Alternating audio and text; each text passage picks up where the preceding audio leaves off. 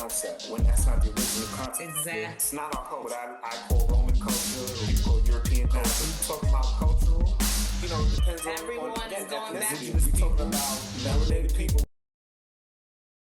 Disclaimer. Under Section 107 of the Copyright Act 1976, allowance is made for fair use for purposes such as criticism, comment, news reporting, scholarship, and research. Fair use is a use permitted by copyright statute that might otherwise be infringing.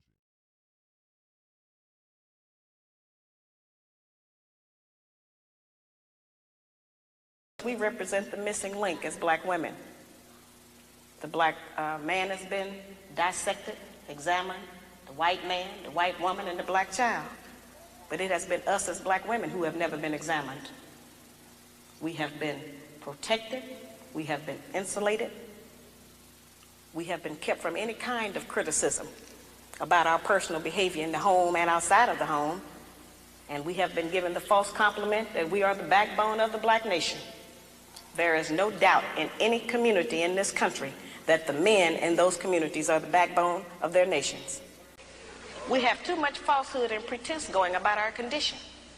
Everybody that's dressed up ain't clean.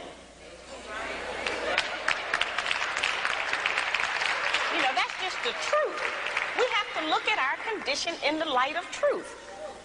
Stop reacting emotionally and pretending that just because we don't want to deal. One of the most difficult things that I deal with out here is trying to teach our people the difference between an actual fact and an opinion. Our people think that they can accept or reject truth based on how they feel about it. Your feelings don't change the truth. The truth is just going to be there. You can feel any kind of way you want to feel about it. Those kind of emotions have kept us from growing. Because anything we don't like, we just reject that and say, well, I don't believe that. That don't mean that it's not the truth. It just makes you a disbeliever. And the fact of the matter is, women can do this and then run around and act like they divine. Women act like their aggression, their narcissism, and their victimhood, you act like that's divine. You like to throw rocks and hide your hand. This what you do. They sleep with the enemy. Women just sleep with anybody. Women don't even know how to pick men. Women pick pedophiles for boyfriends. Women pick men that got debt. Women pick men with whole families. Women pick men with STDs. Women don't even know how to pick men. And then they get in relationships and then instantly turn their damn brain off with a man. Women's intuition don't even work unless she talking about she feel like he cheating. And that ain't even intuition. That's just insecurity. This is how women behave. And then when you tell them about themselves, they want to act like you just picking on them because they don't want to be responsible for their own lives. You are always responsible for you. Always, 1,000% of the time, no matter who you around, you always have to be responsible. That's how an adult thinks. But women want you to call them a woman, but they act like girls, perpetual underage girls. But they want you to call them women. Women where? Woman where, ma'am? You a child, a female that can't think, that don't want the responsibility of taking care of herself. But you want somebody to call you a woman. You want to sit up here and keep correcting people, not female, woman. Hell no, they said it the right way, female. Because ain't nothing womanly about this. You never enter a relationship with a deficit. And deficits come in the form of baggage. That's a contradiction in terms. But if you understand what I'm saying, if you bring baggage, you're bringing deficits to a relationship. So bringing deficits to a relationship would automatically weaken you because you're coming incomplete. So as an incomplete individual, what are you asking that other person to fill in your life that you can't fill for yourself? Because you want a whole thinking, whole feeling individual who is ready to surrender that aspect of themselves. In that particular relationship, as I said, women surrender power for love. Men surrender love for power. And if you understand that equation and how it works to bring us together, then we will have a You family. must change and evolve into something when coming into something as serious as a marriage. Yeah, I think marriage is the real deal. And I personally feel like love is not enough to keep you in a marriage, because love is a feeling and feelings are fleeting. And I feel like when you commit and submit, both of you, right? A woman is to submit to her husband, and the husband is to submit to God, which is the mission, right? Right. So realistically, a woman is submitting to the mission that God gave. Like it's all intertwined. Man, you really and truly got to understand that it's work. You know, when I look at my parents, my dad ruptured a disc in his back when I was 10 years old. We went from a 2-family income household to 1. My mom was trying to get her master's in engineering.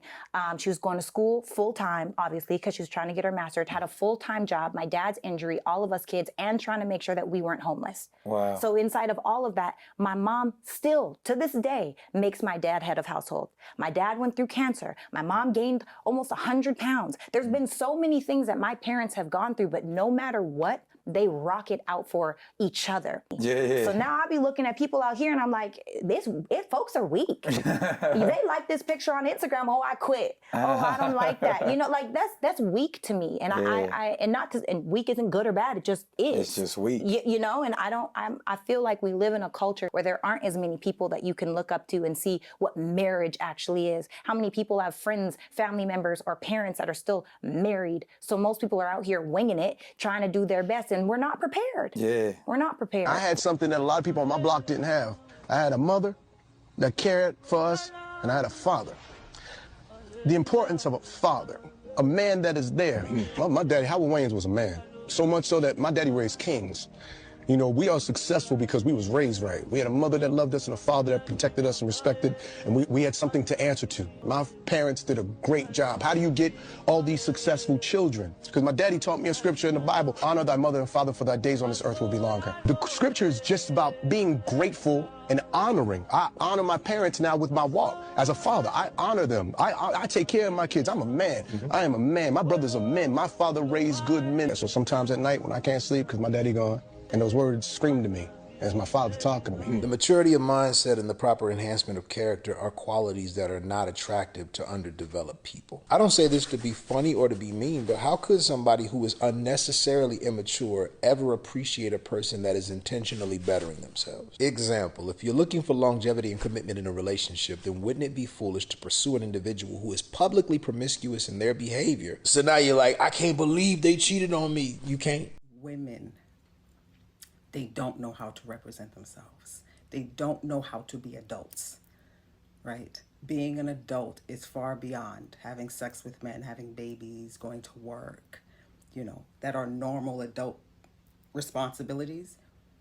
If a person is used to cussing and fussing in their attempts to resolve contention, anyone that has a high level of conflict resolution will seem strange to them because peaceful resolve is foreign. They only know drama. Dysfunction has a way of seeking out equally measurable dysfunction for the sake of comfort. As you grow in your walk of faith, your communication abilities, and your own personal desire for high level accountability, you realize that you're not for everybody. And that applies to friendship, fellowship, and sometimes even family. Being more selective in who you subject yourself to on a daily basis is just a part of becoming more mature. With consciousness comes the reality that you have to seek out healthy relationships, and when you find them, you have to value them because they become more rare. There's a plethora of people that will boast that they are emotionally intelligent, spiritually aware, but their behavior says otherwise. Because if you have a 5-star mentality, then why are you looking for fellowship at a fast food facility? A man over 50, even if he got millions of dollars, find true love. And I think the answer is no. No. You over 50. You can't. Even if why a man over 50 can't find true love? Well, you've been out here 50 years and you ain't picked the right one. Yeah. And now you gotta wonder, is they liking you for you or is they liking you for the money you got? So that's a barrier right there. If you're over 50, it's definitely the money. But ain't the money a part of you though at that age? No. Money goes away. You can lose it tomorrow. Do you like me for me? If you're raised up as a boy, you're raised strong. And if you have strength in the mind, the body, and the spirit, and you're mentally sound, when you come into manhood, you will be able to deal with your own emotions. And if you're a great man, you'll even be able to manage the emotions of others. And that's when you can add value to the world, to your family, to the society. Now, if you're mentally feeble, emotionally distressed all the time, you are a burden to yourself and you're a burden to others, your family. You are no leader. When a woman deeply loves, respects, and regards her father, she seeks that, is happy to be under the leadership of a strong patriarch, and seeks to find that model. When they seek their equal, their level, that means they weren't raised right. In a proper household, there aren't equals. There's hierarchy. There's husband and wife, older sibling and younger sibling. To the family as a unit. And that's something that is going wrong in all of the racial categories, especially in the West. And so we must stop these black women from behaving like harlots. It's disgusting. And I think that extreme, whatever means is necessary, should be utilized. Yeah, no, the behavior of the women, that's just like, it's bad. But it's partially men's fault for not properly leading. It's 100% men's fault. And also we have to start calling a spade, which is to say that if you're a single mother, and I don't care what color you are, you're probably promiscuous. You open up your legs too soon. You gain carnal knowledge of the man before gaining knowledge of, is he responsible? Can he provide? Will he be reliable? All these different things.